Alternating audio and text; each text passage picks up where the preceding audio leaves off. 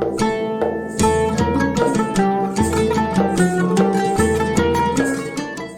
to Mumtaz Arabic, a fun and conversational podcast series which will introduce you to Arabic and give you some handy tips for learning the language.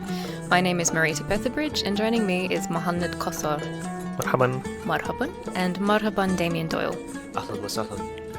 Damien, on a previous episode we talked about Insha Allah, and you said that it was a crucial word in your vocabulary. What are some of the other common words you've come across?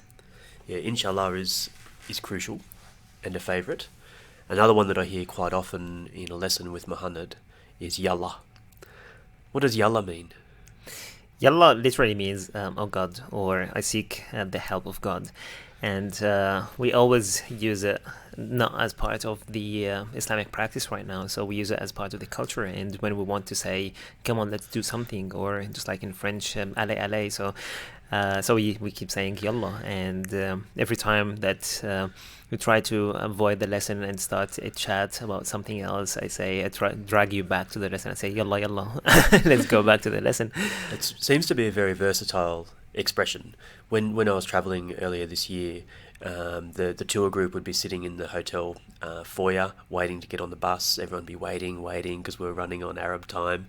And then all of a sudden, the driver's ready and the guards are ready. So you hear Yallah, Yallah, and they're rushing to get us on the bus. Yeah. So it means that we are late. Yallah, Yallah, let's go.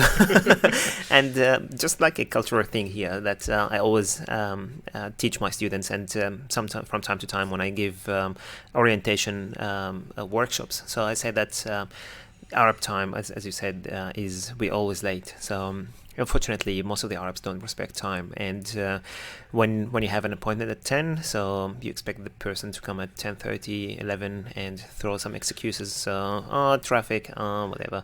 So, unfortunately, this is something that's very common, and you have to expect it in your business trip to the Middle East when you go there. All right, Mohanned, give us some more examples. Yallah. Harder. For example, another way of saying, or not another way, we say Ballah, for example. So if someone says something that you got astonished to know about this, you say Ballah, like, are you serious? And like if someone told me that Damien passed the Arabic test, I'd say Ballah, and with big exclamation marks. That's so mean. That is true. So Ballah is like I swear by God, or are you serious? So we always say Ballah, and sometimes it comes natural when someone or something happens. So I say Ballah. Talking about the word Allah, which is God, you hear it if you're walking in the street and someone fell off or fell down on his knee, or a child fell, and then his mom or the ones around them would say Allah. And Allah means, it's short for Allah yahmik, or may God protect you. So, and this is very common if you're walking like in the market in like Dubai, and someone fell or something suddenly happened. So everyone will say, Allah. So this is one of the things that you might come across. So there are a lot of words that you're likely to hear on the street when you travel in the Arab world that sound like Allah. There's Insha Allah and Yallah and Ballah and just plain old Allah. All right, so those are the words that you might hear when you're overseas, but are there any other words that we might hear that come from Arabic that people bring over to English-speaking countries? Yeah.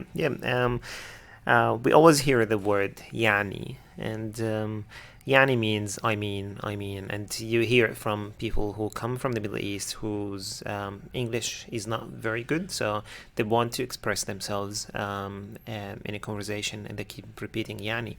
So they say what they want to say, and when they look at Damien, look at them in a strange way, that as if I did not get anything you say, and they say yani, or like I mean, and then try another way of expressing themselves in English. So I hear it a lot here, dealing with many Arabs here when we gather or when we are invited to national days, parties or celebrations by embassies. So there are lots of Arabs, Australians, over there, and the Arabs keep saying yani, yani, and people like Australians look at them, they say, what yani? Yeah, I thought it was just a person's name because I have a friend called Yanni. Oh. Does everybody know this guy? No, yani means I mean, and even myself, I usually use it when I'm talking about something that I'm not familiar with, or a topic that I don't know much how to express myself in. So I keep saying yani, yani, and it's very frustrating that I'm using yani. This means that I'm not fluent in this topic. So yeah, it's annoying.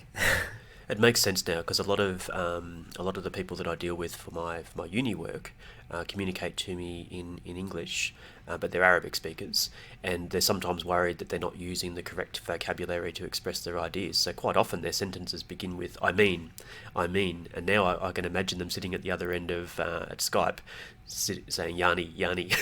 yeah, correct. And now you know what yani means, so at least you pardon them when they keep saying yani. So they're trying their best to express their ideas in English. Mm-hmm. So this is really interesting, all these little expressions that you hear on the street or in the market or wherever when you're travelling or when you're talking to Arabs who are in Australia. And I know that if you travel in Iraq, you're going to hear yallah everywhere. What about if you're travelling elsewhere in the Arab world? What are some of the distinctive words on the street? Look, I did here in Australia with so many Sudanese people, and they keep saying ya zol. At the beginning, I did not understand what ya zol means, and for them, zol means man, and they keep saying ya zol, like oh man. And every time they want to call on you, they say ya zol, or they're surprised about something, they say oh ya zol. And they keep repeating it. So Yazol means oh man. So this is one of the things that I really like using, and sometimes we use it as a matter of fun or like humorous, in a humorous way. But you wouldn't hear that in another Arabic speaking country. No. So if you hear it from someone, you'd expect a Sudanese person behind you or around you. Mohanned, may I ask you a question? Yeah, go ahead. If Damien calls me Habibti, should I be offended? Of course not. Habibti means my darling or my beloved, and that's very nice of you, Damien, to say Habibti. So Shukran. Have fun. And so is that similar to Habibi? It is, and Habibti is for when we're talking to a female, you'd say Habibati, and Habibi for a male. So in response, you'd say Habibi to him. So okay, Habibi. And usually we hear this like the word Habib and Habibi very often in Arabic songs, for example. So this is the most used word in all Arab songs. We keep saying like Habibi, Habibati, and then Arabs usually use it here in Australia as a translation for mate. So here in Australia we keep saying mate. What's happening in the Arabs here, especially Lebanese here, they keep saying Habib, and Habib like hey mate or hey beloved, or so it could be either for a male or female as hey friend. All right, well, thank you for clearing that up for me, Habib. Mm-hmm. And shukran for another interesting episode. And shukran to you, Damien. Afwan. And shukran to everybody else for listening. And please join us next time on Mumtaz Arabic. Ma salama. Ma salama.